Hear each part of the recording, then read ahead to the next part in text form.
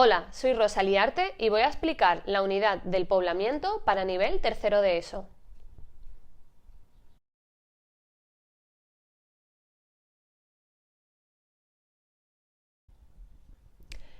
¿Qué vas a aprender en esta unidad? Pues en esta unidad vas a aprender qué es el poblamiento y los tipos de poblamientos que existen, rural y urbano. Además, también aprenderás el plano y cómo se diferencian las ciudades. Finalmente comprenderás la estructura de las ciudades y conocerás las ciudades más pobladas del mundo.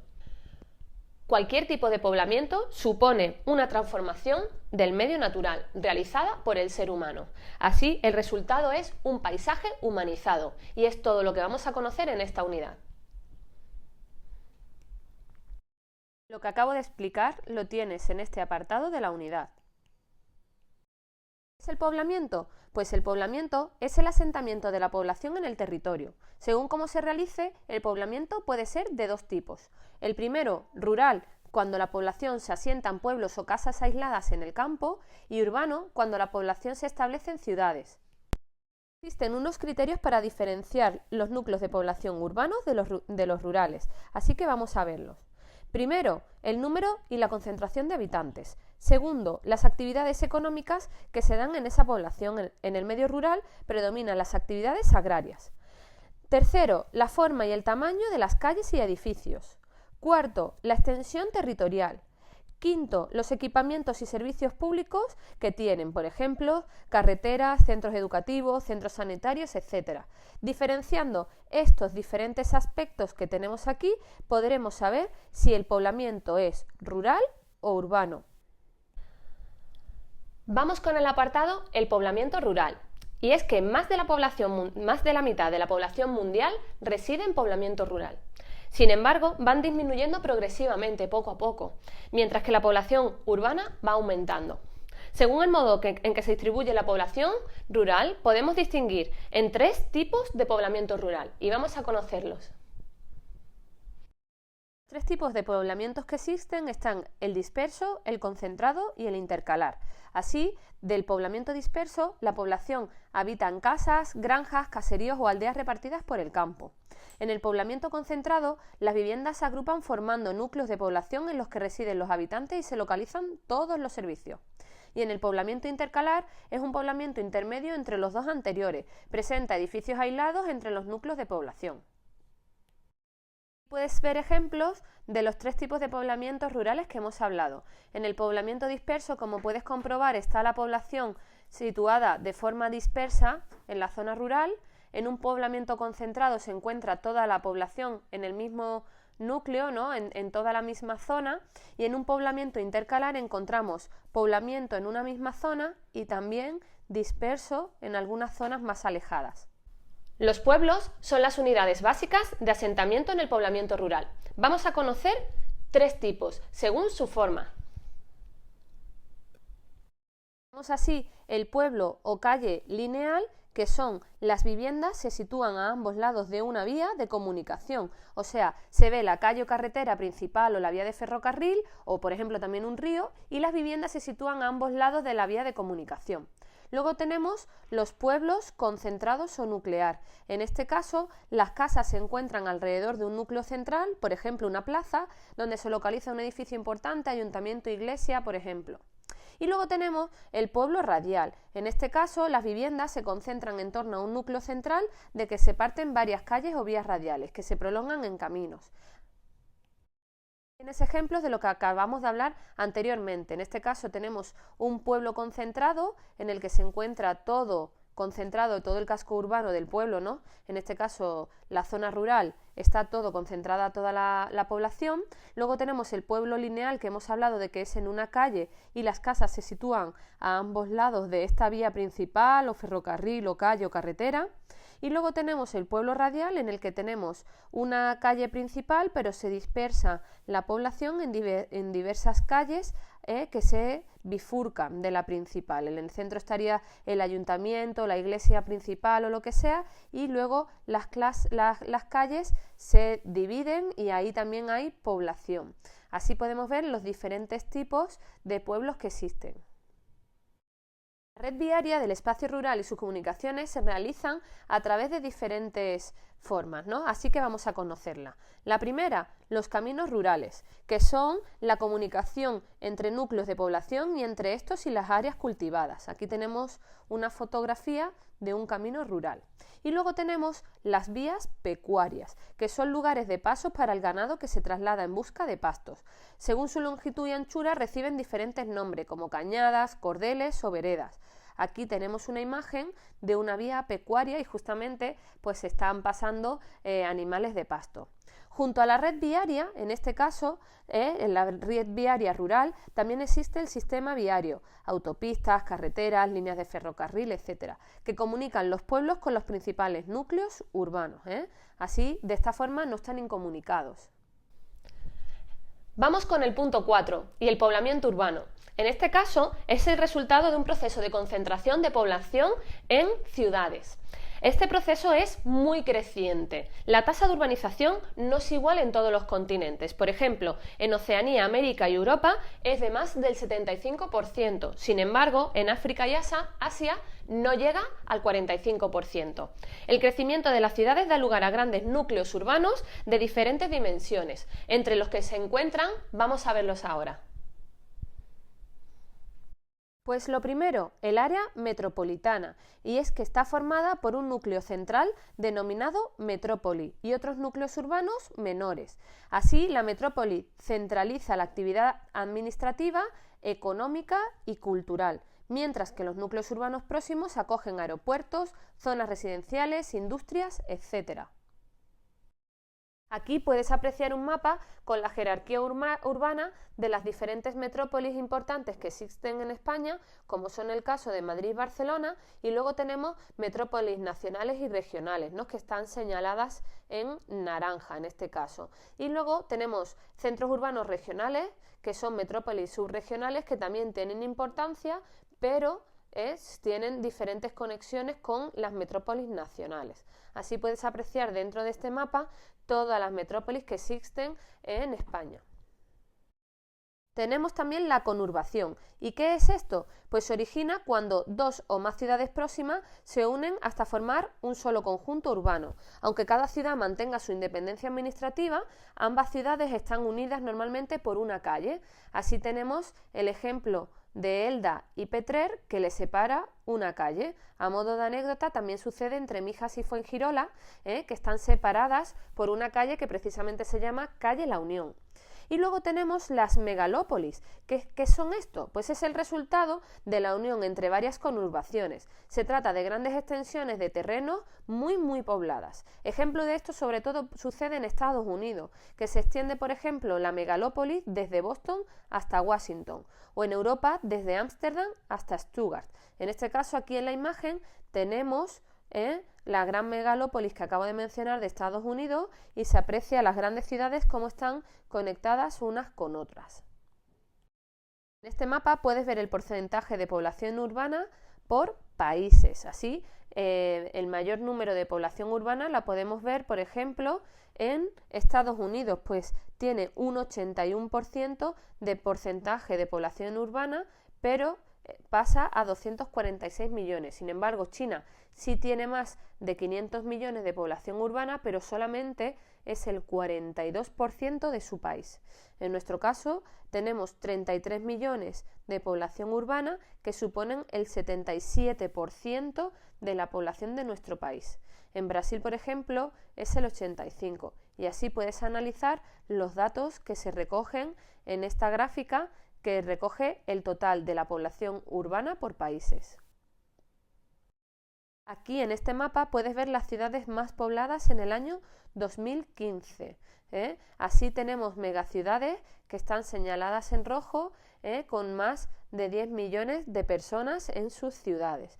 Y luego tenemos a menor nivel en naranja, amarillo y verde. Podemos apreciar las principales megaciudades que existen, ¿no?, señaladas en rojo en este caso, y luego así como luego hay ciudades más pequeñas o medianas y se va decreciendo. Como podéis apreciar, hay una gran cantidad de Estados Unidos y Europa, Latinoamérica, la costa de África también, y luego sobre todo superpoblado India y China y la zona de Japón. este otro mapa puedes ver las ciudades más pobladas del mundo en el año 2014. En este caso destaca Nueva York, la Ciudad de México, Sao Paulo, Egipto, el Cairo, la ciudad del Cairo en Egipto, en India, Nueva Delhi o Mumbai, en China, Shanghái y Beijing, que es Pekín, y luego en Japón tenemos Tokio y Osaka. Así tenemos que la ciudad más poblada del mundo es Tokio y le sigue Nueva Delhi y Shanghái, como podéis apreciar. Tenemos aquí así las poblaciones, las ciudades más pobladas del mundo. Ya sabes que hasta aquí tienes que copiar los apuntes en tu libreta. ¿Y cuáles son las funciones de la ciudad? Pues vamos a conocerlas. La función residencial de una ciudad, aunque la desempeñan casi todas las ciudades, es prioritaria en aquellas en las que predominan las viviendas sobre los comercios, industrias, monumentos históricos, etc. Luego también están las ciudades con función comercial. En este caso, aunque está presente en todos los núcleos urbanos, en algunos abundan más las tiendas, grandes almacenes, supermercados y centros comerciales. Y luego tenemos las ciudades con función industrial, que en la actualidad tiende a localizarse en las afueras o en la periferia urbana. Ejemplos de ciudades industriales son Detroit, Milán en Italia y Rotterdam en Países Bajos. Además, también tenemos la función político-administrativa, y es que hay ciudades que desempeñan o concentran organismos políticos y administrativos de ámbito local, regional e internacional. Por ejemplo, lo hemos conocido en unidades anteriores, es el caso de Bruselas, donde están la mayoría de las instituciones de la Unión Europea, o Nueva York, que es sede de la ONU. Y luego tenemos ciudades con función cultural. En este caso, la ejercen ciudades que poseen centros educativos relevantes, pues como Oxford, Lovaina o Salamanca, o también que tengan un patrimonio histórico-artístico de gran interés, como es el caso de Florencia o Toledo. La función cultural también se vincula a la religiosa, que es característica de ciudades pues como la Meca, Jerusalén o el Vaticano. La representación gráfica de los asentamientos, en este caso, se representan en un plano urbano. Así podemos conocer la distribución de los edificios, de las viviendas y demás donde viven las personas, y además también los espacios libres, como son las calles, las plazas, los diferentes parques que hay también, ¿no? Según su forma, encontramos diferentes tipos de planos. Vamos a verlos. Tenemos primero de todos el plano ortogonal o en cuadrícula. ¿Y qué es esto? Pues presenta calles rectas que se cruzan perpendicularmente. Entre sus ventajas está que se puede ampliar sin dificultad y facilita la división administrativa de la ciudad. Sin embargo, entre sus inconvenientes está que no se puede adaptar a todos los relieves y dificulta la circulación de coches, pues las intersecciones de ángulo recto de las calles no permiten visibilidad y haría que todos los coches tuvieran que pararse en los cruces. ¿Cómo se soluciona esto? Pues se soluciona construyendo avenidas diagonales, bien conocida es la de Barcelona. Por ejemplo, tenemos de ello en Buenos Aires, Nueva York o, como ya he dicho, en Barcelona. Son ciudades construidas de esta forma, en las que tienen un plano de cuadrícula y en medio hay una diagonal. Aquí puedes apreciar mejor lo que te estaba comentando. Podemos ver lo que es la ciudad hecha en cuadrícula y luego tenemos la avenida diagonal que cruza para evitar este tráfico que daría muchísimos problemas o que los coches tuvieran que pararse. Aquí también podemos apreciarlo. Tenemos toda la ciudad de Barcelona hecha a cuadrícula, como podéis apreciar, y sin embargo tenemos esta avenida, que es la diagonal, que cruza por toda la ciudad y hace que el tráfico fluya mucho mejor. Tenemos el plano radiocéntrico. En este caso se caracteriza por la existencia de un punto central de que parten una serie de calles y vías en sentido radial, cortadas por otras de forma de círculo o concéntricos. Entre sus ventajas se encuentra la facilidad de comunicación entre el centro y la periferia y puede adaptarse a diversas formas del relieve, puede ir perfectamente en una zona con diferentes formas de relieve, y sin embargo su principal inconveniente es la dificultad de circulación de los coches en este tipo de ciudades. Así tenemos ejemplo de ello Moscú, Milán o Vitoria-Gasteiz, que tienen esta forma. Como puedes ver, en el centro se encuentra la zona principal de la ciudad, una plaza o un monumento histórico, el ayuntamiento, y luego todo es radial alrededor, en círculo, ¿no? Aquí tienes un plano, en este caso, que también muestra el plano radiocéntrico, ¿no? Que se encuentra en el centro lo más importante y luego la ciudad alrededor. Finalmente tenemos el plano irregular, y es que este plano no responde a ninguna forma geométrica definida, sino que está formado por un complejo entramado de calles estrechas, de trazado irregular y con callejones sin salida. Suele corresponder este tipo de planos a la zona antigua de un centro histórico o de una ciudad con mucha historia. Su inconveniente y dificultad para el es el tráfico de vehículos y suelen tener una ausencia de espacios amplios como plazas o parques, no suelen tenerlo. Los centros históricos de ciudades como Sevilla, Córdoba, Granada, Madrid y Toledo tienen este tipo de planos, y aquí podemos apreciarlo como no hay un orden en lo que es la edificación, sino que en este tipo de plano lo que tenemos a lo mejor en el centro, pues en este caso la catedral, pero las calles son laberínticas. Los principales tipos de edificaciones que se pueden encontrar en las ciudades son edificios en bloque, edificios antiguos y viviendas unifamiliares, y finalmente las chabolas. Vamos a conocer cada una de ellas y sus características. Tenemos edificios en bloque. En este caso están formadas por varias plantas y cuando su altura es muy elevada se llaman rascacielos.